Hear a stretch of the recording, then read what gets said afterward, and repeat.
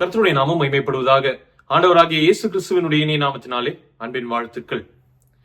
நான் முதல்ல ஒரு கம்பெனில போய் சேர்ந்த புதுசுல, சரிங்களா, அதாவது படிச்சு முடிச்சுட்டு கம்பெனில போய் வேலைக்காக சேர்ந்த புதுசுல அங்க இருந்தவர்கள் எல்லாம் சொன்னது என்ன தெரியுமா? இங்க இருக்கக்கூடிய யாராக இருந்தாலும் சரி, நீங்கள் அவர்களை பெயரிட்டு அழைக்க வேண்டும் அப்படின்னு சொல்லி சொன்னாங்க. அவரு சின்னவரோ பெரியவரோ, வயசுல சின்னவரோ பெரியவரோ, அவர்களுடைய அந்த ஆபீஸ்ல வேலை செய்யக்கூடிய அவங்களுடைய அந்த டெசிக்னேஷன், அவர்கள் வேலை செய்யக்கூடிய அந்த லெவல், அது சின்னதோ இல்ல பெருசோ யாராக இருந்தாலும் சரி, எல்லாரையும் நீங்கள் பெயரிட்டு அழைக்க வேண்டும் என்று சொல்லி அவர்கள் சொன்னாங்க. போன புதுசுல அது எனக்கு ரொம்பவும் கஷ்டமா இருந்துச்சு. ஏன்னா நம்மளை விட ரொம்பவும் வயசானவங்க எல்லாம் இருப்பாங்க. அவங்க எல்லாரையுமே நம்ம பெயர் சொல்லி கூப்பிடணும் அப்படிங்கிறது அப்ப வரைக்கும் நம்ம பழக்கப்படாத ஒண்ணு. சார் இல்லாட்டி அங்கிள் ஆண்டி இப்படி கூப்பிட்டு பழகினவங்கள திடீரென்று சொல்லி அவர்களை மரியாதை இல்லாமல் கூப்பிடுகிறது போல நமக்கு தோன்றக்கூடியதாக இருக்கும். ஆனால் அவர்கள் அதற்கு சொல்லக்கூடிய விளக்கம் என்ன தெரியுமா? இந்த மாதிரி கம்பெனில வேலை செய்யக்கூடிய அவர்கள் எல்லாருமே சமமானவர்கள்.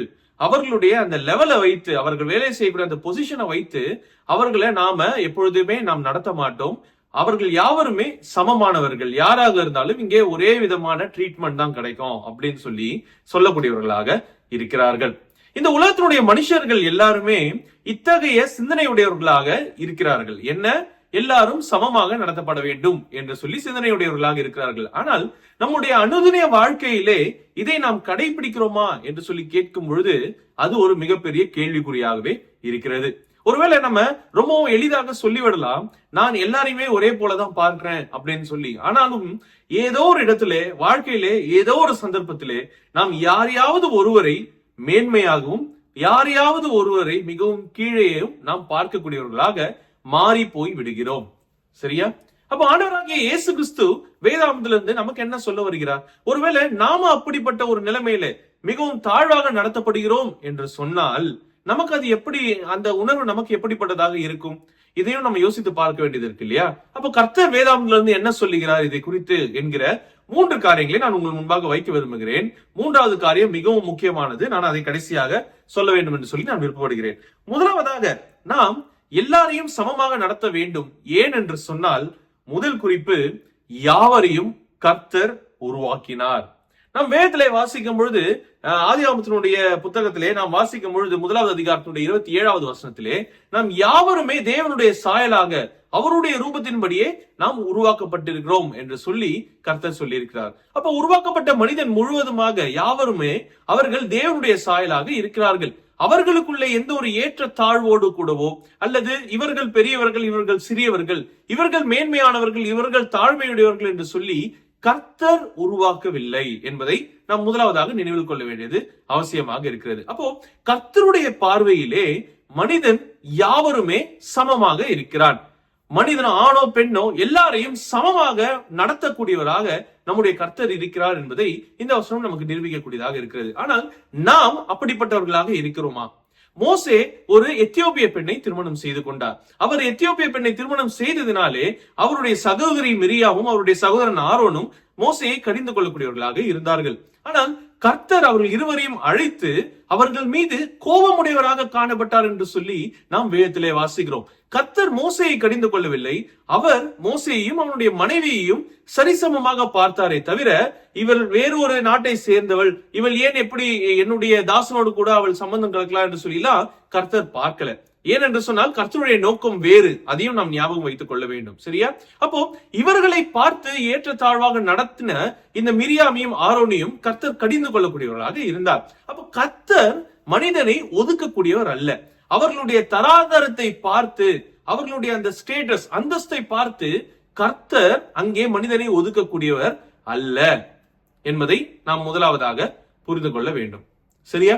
அப்ப கர்த்தரே ஒரு மனிதனை மிகவும் சமமாக பார்க்கிறார் என்று சொன்னால் மனிதர்களாகிய நாம் ஏமாத்திரம் என்பதை நாம் நினைவில் கொள்ள வேண்டியது அவசியம். அதனாலே பாலினத்தை வைத்து, அவர்களுடைய மொழியை வைத்து, அவர்களுடைய அந்த சமுதாயத்தில் இருக்கக்கூடிய அந்தஸ்தை வைத்து, பணத்தை வைத்து நாம் ஒருவரை ஏற்ற தாழ்வோடு கூட பார்க்க கூடாது என்பதை முதலாவதாக நாம் நினைவில் கொள்ள வேண்டியது அவசியமாக இருக்கிறது. இரண்டாவதாக, ஏன் நாம் எல்லாரையும் சமமாக பார்க்க வேண்டும் என்று சொன்னால், கர்த்தராகிய இயேசு கிறிஸ்து இந்த உலகத்திலே வாழ்ந்த சமயத்திலே அவரே யாவரையும் சமமாக பார்த்திருக்கிறார் என்பதுதான் உண்மை. அப்போ இயேசு கிறிஸ்துவே இதை செய்தார் என்று சொன்னால் மனிதர்களாகிய நாம் எம்மாத்திரம்? இந்த உலகத்துல இயேசு கிறிஸ்து வாழ்ந்த பொழுது சமாரிய ஸ்திரியை போய் அவர் சந்தித்தார். அப்படி சமாரிய ஸ்திரியை அவர் போய் சந்தித்த பொழுதிலே அங்கே ஒரு மிகப்பெரிய மாற்றமானது அங்கே நிகழ்கிறது. எல்லாரும் அறியத்தக்க ஒரு பெரிய சத்தியத்தை அந்த இடத்திலே கர்த்தர் சொல்லிவிட்டு வந்தார். என்ன சொன்னார் இயேசு கிறிஸ்து? எல்லாரும் கர்த்தரை எங்கும் தொழுது கொள்ளக்கூடிய காலம் வரும், அது இப்பொழுது வந்திருக்கிறது என்று சொல்லி அவர் சொன்னார். கர்த்தரையே எல்லாரும் ஆவியோடும் உண்மையோடும் தொழுது கொள்ள முடியும் என்று சொல்லி அங்கே சொல்லிவிட்டு வந்தார் இல்லையா? இன்றைக்கு நாம் கர்த்தரை ஆவியோடும் உண்மையோடும் தொழுது கொள்கிறோம். நாம் இருக்கக்கூடிய ஒவ்வொரு இடத்திலேயும் நாம் கர்த்தரை தொழுது கொள்ளக்கூடியவர்களாக நாம் இருக்கிறோம். அப்போ அந்த சமாரிய ஸ்திரியை மக்கள் யாவரும் வெறுத்தார்கள். ஆனால் இயேசு கிறிஸ்து வெறுக்கவில்லை.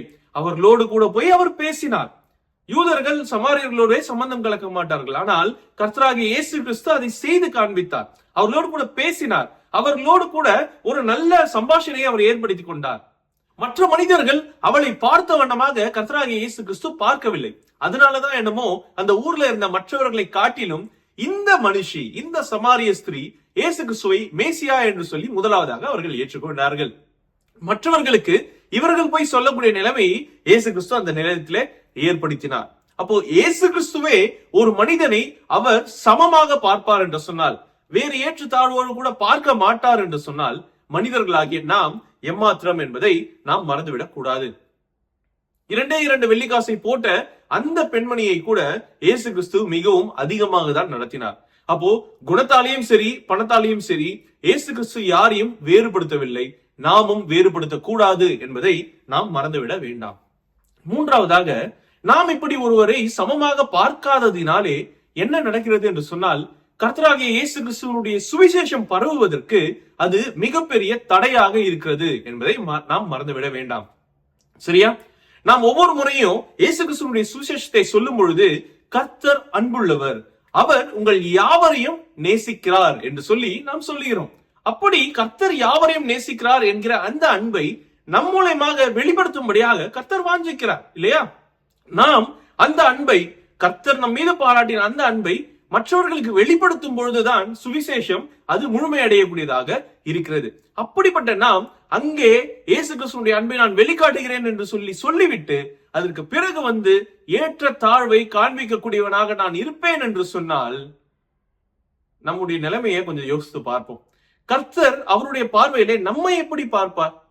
நாம் உண்மையற்றவர்களாக மாறி போய்விடுவோம் இல்லையா? அப்போ இயேசு கிறிஸ்துவினுடைய சுவிசேஷம் முழுமை அடையாமல் போவதற்கு நாம் காரணமாக மாறிவிடுகிறோம். அத்தகைய செயலிலே நாம் ஈடுபடக்கூடாது என்பதையும் நாம் நினைவில் வைத்துக் கொள்ள வேண்டியது அவசியமாக இருக்கிறது. அப்போ நான் மற்றவர்களை வேறு விதமாக நடத்துகிறேன் என்று சொன்னால் அது எதனால வேண்டுமானாலும் இருக்கட்டும், என்னுடைய வேலை நிமித்தமாக இருக்கட்டும், என்னுடைய படிப்பின் நிமித்தமாக இருக்கட்டும், அந்தஸ்தின் நிமித்தமாக இருக்கட்டும், சபையிலே நாம் செய்யக்கூடிய காரியங்களாக இருக்கட்டும், எதுவாக இருந்தாலும் சரி, இதை நான் செய்வேன் என்று சொன்னால் கர்த்தருடைய சுவிசேஷம் பரவுவதற்கு நான் ஒரு தடையாக நிற்கிறேன் என்பதை நீங்கள் மறந்துவிடக் கூடாது, நாம் மறந்துவிடக் கூடாது. சரியா? அப்போ இயேசு கிறிஸ்து மற்றவர்களை எப்படி பார்க்கிறாரோ அந்த கண்ணோட்டத்திலே நாம் மனிதர்களை பார்க்க வேண்டிய அவசியம் நமக்கு உண்டு. நாம் ஒவ்வொரு நாளும் இந்த உலகத்திலே வாழும் பொழுது நாம் பார்க்கக்கூடிய பழகக்கூடிய ஒவ்வொரு மனிதர்களிடத்திலேயும் நாம் ஒன்று போலவே ஒரே போல பழக வேண்டியது அவசியமாக இருக்கிறது. சரியா? எந்த ஒரு சந்தர்ப்பத்திலேயும் மற்றவர்களை விட நம்மை விட மற்றவர்கள் தாழ்மைப்படுத்தப்பட்டவர்களாக நாம் பார்த்துவிடக் கூடாது. ஏனென்று சொன்னால் இயேசு கிறிஸ்துவினுடைய அன்பு எல்லாருக்கும் சமமானது என்பதை நாம் மறந்துவிட வேண்டாம். இயேசு கிறிஸ்து மனிதர்களை வெவ்வேறு விதமாக பார்த்திருப்பார் என்று சொன்னால் எல்லா மனுஷர்களுக்கும் சுவிசேஷம் இருக்காது. நாம் இயேசு கிறிஸ்துவை குறித்து வாசிக்கும் பொழுது இந்த உலகத்தில் இருக்கக்கூடிய எல்லா மனிதர்களுக்கும் சந்தோஷம் உண்டாகக்கூடிய நற்செய்தியை கொண்டு வந்தேன் என்று சொல்லி அங்கே தேவதூதர்கள் சொல்கிறார்கள். எல்லா மனுஷர்களுக்கும். நாம் யோவான் 3:16 என்ன வாசிக்கிறோம்? யாரெல்லாம் இயேசு கிறிஸ்துவை விசுவாசிக்கிறார்களோ அவர்கள் எல்லாரும் என்று சொல்லி நாம் வாசிக்கிறோம். அப்போ இயேசு கிறிஸ்துவை பொறுத்தவரையிலே மக்களுடைய கூட்டம் 2 பேர் தான். ஒரு கூட்டம் அவரை விசுவாசிப்பவர்கள், இன்னொரு கூட்டம் அவரை விசுவாசியாதவர்கள். அவ்வளவுதானே தவிர இந்த நாம் பார்க்கக்கூடிய வண்ணத்திலே அந்தஸ்தை வைத்தோ, பணத்தை வைத்தோ, நம்முடைய படிப்பை வைத்தோ, நம்முடைய நிறத்தை வைத்தோ, நம்முடைய மொழியை வைத்தோ, எதுவாக இருந்தாலும் நாம் வேறுபாடு பார்க்க கூடாது. ஜாதியை வைத்தும் நாம் வேறுபாடு பார்க்க கூடாது. அதைதான் வேதாவும் நமக்கு கற்பிக்கக்கூடியதாக இருக்கிறது. மிகவும் கடினப்பட்டு கர்த்தருடைய சுவிசேஷத்தை இந்த உலகத்திலே இருக்கக்கூடிய எல்லா மக்களுக்கும், குறிப்பாக இந்திய தேசத்திலே வந்து எல்லா மக்களுக்கும் சொன்ன மிஷனரிகள் மிகவும் கடினப்பட்டு இந்த ஜாதி, மதம், மற்ற வேற்றுமைகள், டிஸ்கிரிமினேஷன்ஸ், ரேசிசம், இது எல்லாவற்றையும் அப்படி இருந்த அந்த கோட்டையை தகர்த்து எறிந்தார்கள். அதை கிறிஸ்தவம் என்கிற பெயரிலே நாம் மறுபடியும் கட்டாதபடிக்கு நாம் எச்சரிக்கையாக இருப்போம். பரிசுத்த ஆவியானவருடைய உதவினாலே எல்லா மனிதர்களையும் நாம் சமமாய் பார்த்து கர்த்தருடைய அன்பை சுவிசேஷமாக மற்றவர்களுக்கு கொண்டு போய் சேர்க்கிறதற்கு கர்த்தர் நமக்கு உதவி செய்வாராக. கர்த்தருடைய நாமம் மாத்திரமே மகிமைப்படுவதாக. ஆமென்.